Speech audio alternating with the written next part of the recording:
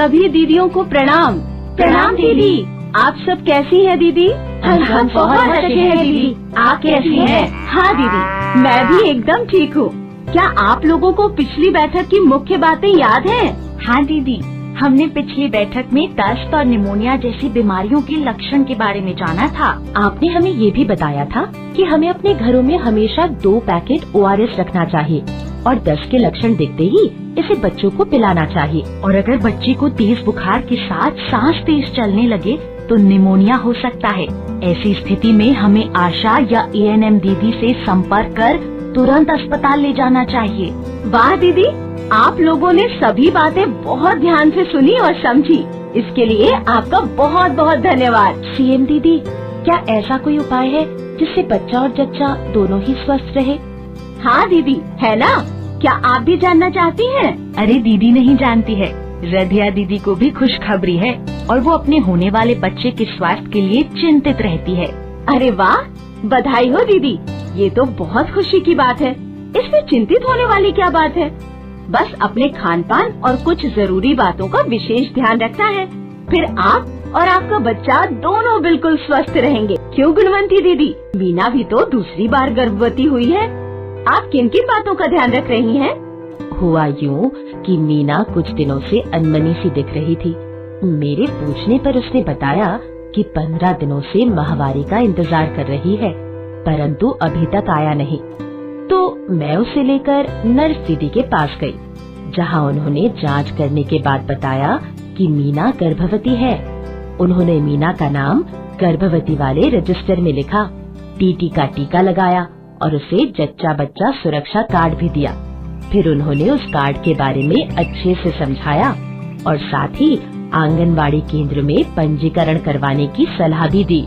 और मीना नर्स दीदी की सलाह के अनुसार ही सभी बातों को ध्यान में रखते हुए समय से अपना प्रसव पूर्व जांच भी करवाती है।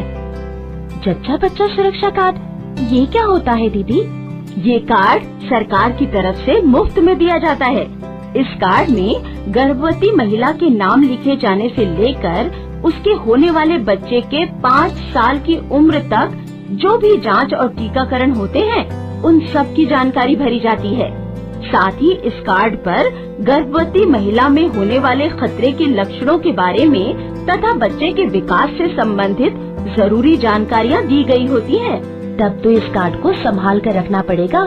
सही कहा आपने, इस कार्ड को हमेशा संभाल कर रखना चाहिए और यह भी ध्यान रखना बहुत जरूरी है कि हर जांच या टीकाकरण कराने के बाद उसे कार्ड पर भरा गया हो।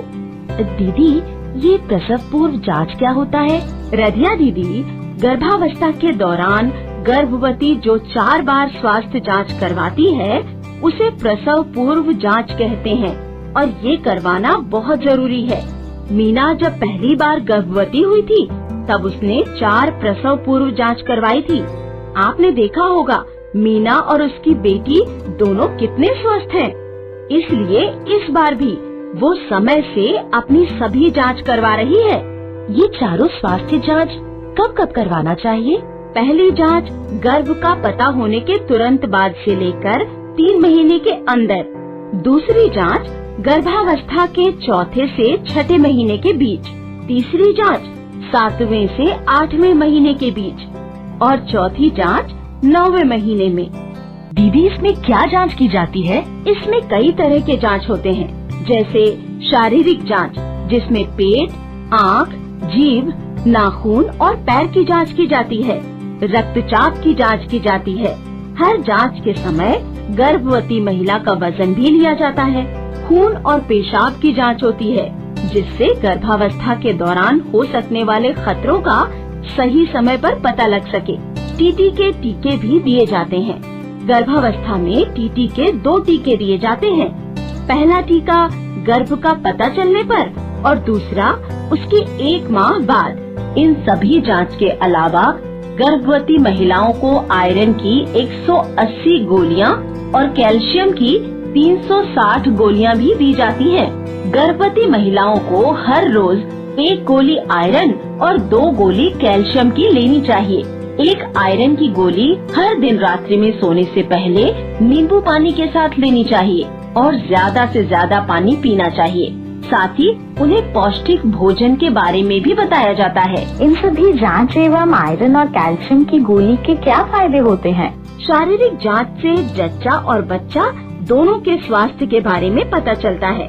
रक्तचाप की जांच से दौरा पड़ने जैसे खतरों का समय से पता चल पाता है।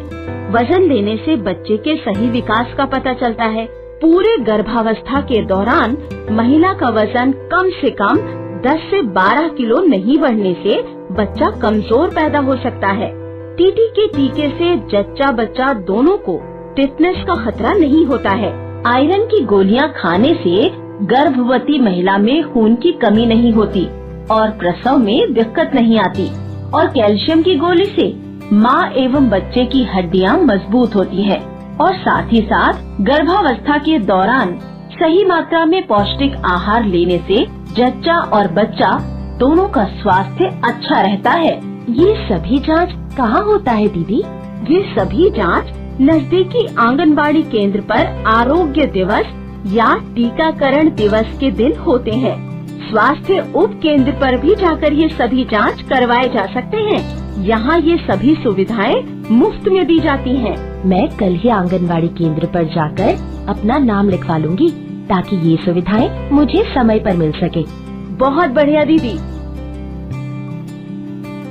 अब मैं गुणवंती दीदी से जानना चाहती हूँ कि मीना ने खुशबू के समय सुरक्षित प्रसव के लिए प्रसव से पूर्व कौन कौन सी तैयारियाँ की थी? मीना ने प्रसव की अनुमानित तारीख के पहले ही अस्पताल की पहचान और खून देने वाले व्यक्ति की पहचान कर ली थी। आशा और एएनएम का फोन नंबर, एम्बुलेंस का नंबर, प्राइवेट गाड़ी के ड्राइवर का नंबर और खर्च के पैसे भी बचा कर रखे थे ताकि प्रसव के समय कोई समस्या न आए। इसके साथ ही उसने प्रशिक्षित नर्स दीदी की पहचान करके रखी थी और अलग से एक झोले में साफ सूती और सूखा कपड़ा, नया धागा, नया ब्लेड, नया साबुन और साफ स्थान की व्यवस्था करके भी रखी थी ताकि अगर किसी कारणवश घर में प्रसव करवाना पड़ गया तो ज्यादा परेशानी ना हो। वाह गुणवंती दीदी, ये तो मीना ने बहुत समझदारी वाला काम किया था। तो रधिया दीदी, अब आप हमें बताइए कि गर्भावस्था के दौरान जच्चा और बच्चा की सुरक्षा के लिए हमें किन किन जरूरी बातों का ध्यान रखना चाहिए? गर्भावस्था का पता चलते ही आंगनवाड़ी केंद्र पर पंजीकरण करवाकर 4 प्रसव पूर्व जांच जरूर करवाना चाहिए और वहाँ मिले जच्चा बच्चा कार्ड को भी बहुत संभाल कर रखना चाहिए। बहुत बढ़िया। और सुरक्षित प्रसव के लिए क्या तैयारियाँ करनी चाहिए? प्रसव की अनुमानित तारीख से पहले प्रसव के लिए अस्पताल की पहचान, खून देने वाले व्यक्ति की पहचान, आशा दीदी का फोन नंबर, एम्बुलेंस या गाड़ी वाले का नंबर और प्रसव के खर्च के लिए पैसे बचा कर रखना बहुत जरूरी है। किसी कारणवश अगर घर में प्रसव करवाना पड़ जाए तो ऐसी स्थिति के लिए भी पहले से तैयारी जरूरी है। इसके लिए हमें प्रशिक्षित नर्स का नंबर और एक झोले में साफ सूखा सूती कपड़ा, नया ब्लेड, नया धागा और नया साबुन तैयार रखना चाहिए। अरे वाह, आप लोगों को तो सब अच्छे से याद है। सब लोग अपने लिए एक बार अच्छे से ताली बजाएं। शाबाश दीदी, आप लोगों का बहुत बहुत धन्यवाद। फिर मिलेंगे एक नए विषय के साथ।